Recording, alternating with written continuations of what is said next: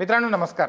मित्रांनो, खास करून 10वी-12वीचा निकाल लागला की पेपरमध्ये हमखास बातम्या येतात आणि चांगल्या बातम्या तर असतातच, परंतु त्याच्यासोबत एखादी दुसरी तरी अशी बातमी येते की एखाद्या विद्यार्थ्यानं एखाद्या विद्यार्थिनीनं अपयशाचा धक्का न पचल्यामुळे आत्महत्या केली.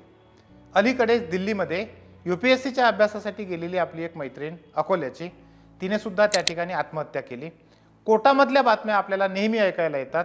नीटसाठी JEEसाठी गेलेले अनेक विद्यार्थी असतात की त्यांनी तणाव सहन न झाल्यामुळे आत्महत्या केलेल्या असतात.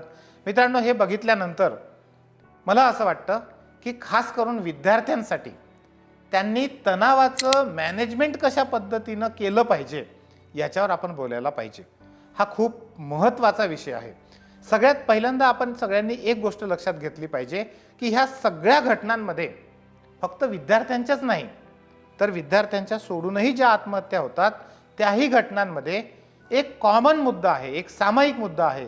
तो मुद्दा असा आहे की आत्महत्या करणारा व्यक्ती ज्या समस्येमुळे आत्महत्या करतो ती समस्या आणि आपण एकच आहोत असा त्याचा समज पूर्णपणे झालेला असतो. आणि सगळ्यात महत्त्वाचं म्हणजे ज्या क्षणाला तो आत्महत्येसारखं टोकाचं पाऊल उचलतो त्या क्षणाला जर का तो त्या गोष्टीपासून दूर राहू शकला तर नंतर पुन्हा आयुष्यभर तो पुन्हा त्या गोष्टीकडे वळणार नाही. कारण तो जो वेळ असतो तो वेळ खूप महत्त्वाचा असतो. जेव्हा तुम्हाला एखाद्या गोष्टीचा ताण येतो, कुठल्याही माणसाला, प्रत्येक व्यक्तीला ताण हा येतोच, नाही असं नाही. जगात असा कोणताही व्यक्ती नाही की ज्याला टेन्शन नाही किंवा ताण नाही, अगदी छोट्या छोट्या गोष्टीचा. म्हणजे आपण एखाद्या रिलॅक्स पोझिशनमध्ये बसलेलो असतो आणि आपल्याला एखादी गोष्ट उचलून घ्यायची असते. ती गोष्ट उचलून घेण्यासाठी सुद्धा एक छोटासा ताण येतो. ताण हा आपल्या आयुष्यासाठी अतिशय आवश्यक आहे. परंतु तो जो ताण आहे तो धनुष्यबाणाला जो ताण आपण देतो बाण ओढताना तसा ताण पाहिजे असतो. तो योग्य तेवढा ताण पाहिजे असतो की तेवढा ताण दिला की आपला बाण जो आहे तो लांब जातो. परंतु त्याच्यापेक्षा जास्त ताण तुम्ही दिलात की तो धनुष्यबाण मोडून पडतो. तसंच आपल्या आयुष्याचं होतं. आपल्या आयुष्यामध्ये आपण जी जी काही कामं करतो त्या सगळ्या कामांसाठी ताण आवश्यक आहे. परंतु तो ताण किती घ्यायचा, कसा घ्यायचा, त्याचं व्यवस्थापन कसं करायचं हे मुद्दाम होऊन आज शिकण्याची परिस्थिती किंवा शिकण्याची वेळ आपल्या सगळ्यांवर आलेली आहे. मित्रांनो, आपल्याला एखाद्या गोष्टीचा प्रचंड ताण कधी येतो? सगळ्यात महत्त्वाचं म्हणजे जेव्हा आपल्यासाठी ही गोष्ट खूप नवीन असते. याच्या आधी आपण तेवढा ताण कधी घेतलेलाच नसतो आणि त्या ताणाच्या जे उपाय आहेत, जे सोल्युशन आहेत, ते सोल्युशन आपल्याला दिसत नाही किंवा ते दिसले तरी ते सोल्युशन आपण करू शकतो, त्या ताणावर आपण मात करू शकतो, हा कॉन्फिडन्स आपल्याकडे येत नाही. त्यावेळेस कोणीही व्यक्तीला ताण येतो. खास करून आपण लहानपणी जेव्हा तुम्ही बघितलं असेल की अनेकदा आपण छोट्या छोट्या गोष्टी मागतो आणि त्या गोष्टी आपल्याला जेव्हा मिळतात तेव्हा आपल्याला आनंद होतो. 1 वेळा, 2 वेळा, 3 वेळा, 4 वेळा आपल्याला गोष्टी मिळत गेल्या की आनंद होतो. आणि एखाद्या वेळेस समजा तुम्ही एखादी गोष्ट मागितली, ती मिळाली नाही की आपल्याला टेन्शन येतं, ताण येतं. आणि जर समजा असं पहिल्यांदाच होत असेल तर राग पण येतो. पहिल्यांदा ताण येतो म्हणजे तुम्ही लहान मुलांच्या चेहऱ्यावरचे भाव बघा. जेव्हा त्याला तुम्ही 2, 3, 4, 5 वेळा देता आणि 6व्या वेळा मात्र देत नाही त्यावेळेस त्याच्या चेहऱ्यावरचे हावभाव बदलतात. पहिल्यांदा ताण येतो, नंतर त्याला राग येतो आणि नंतर तो काय ट्रीटमेंट करतो किंवा नंतर तो कसा वागतो याच्यावर बऱ्याच गोष्टी अवलंबून असतात. आणि जे आई वडील आपल्या मुलांना या गोष्टीची सवय पाडतात की ठीक आहे एखाद्या वेळेस आपल्याला मागितली ती गोष्ट मिळू पण शकणार नाही, असं नाही आहे की प्रत्येक वेळेस आपल्याला मागितले ते मिळूनच जाईल, तर हे जाणीवपूर्वक काही पालक जे आहे ते आपल्या मुलांमध्ये बिंबवतात की बाबा ठीक आहे तुला हे पाहिजे मिळालं, पण एखाद्या वेळेस पाहिजे तुला पण मिळत नाही, असं होऊ शकतं.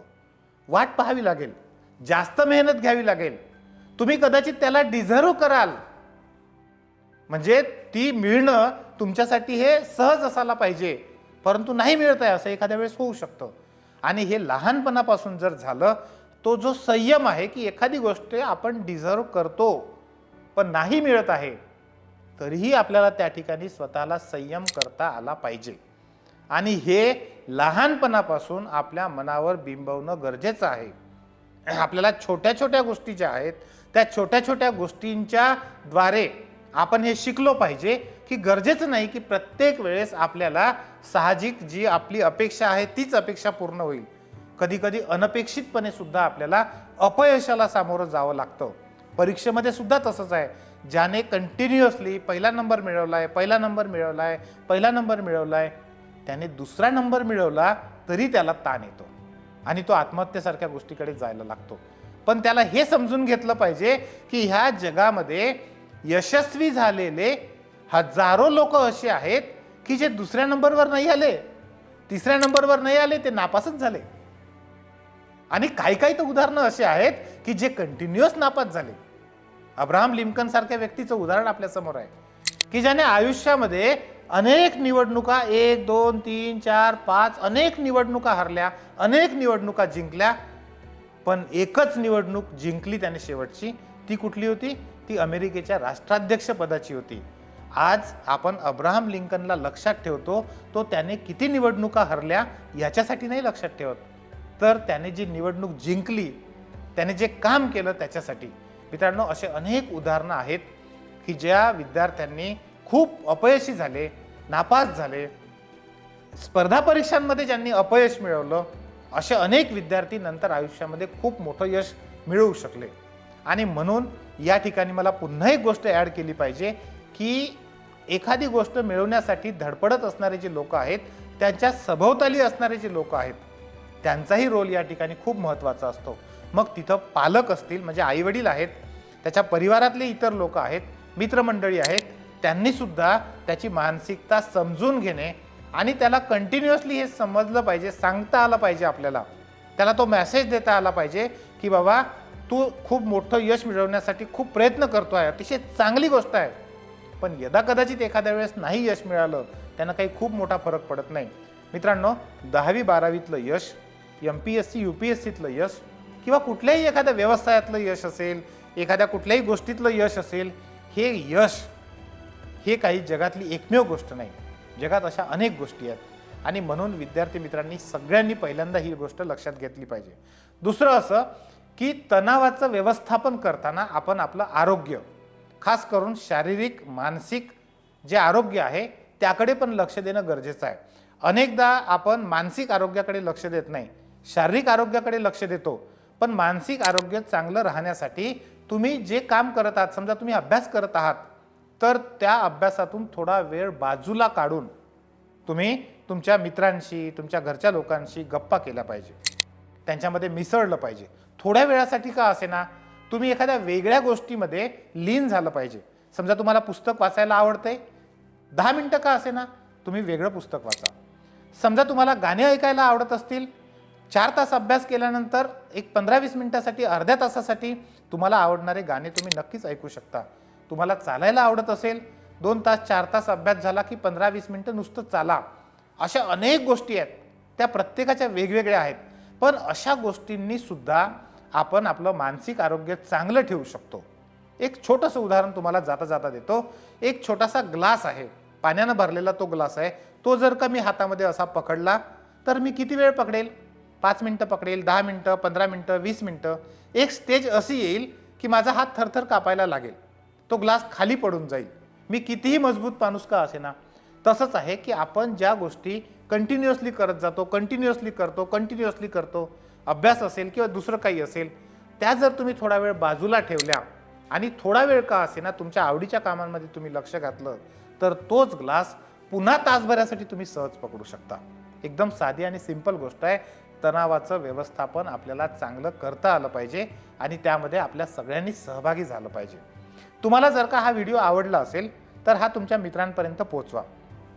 आणि ज्ञानज्योती एज्युकेशनवर असे अनेक यूट्यूब चॅनलला आपल्या व्हिडिओ आहेत, ज्यामध्ये तुम्हाला अशा अनेक विद्यार्थ्यांसाठी खास करून हे व्हिडिओ आहेत की ह्या तणावाचं व्यवस्थापन कशा पद्धतीने आपल्याला करता येतं.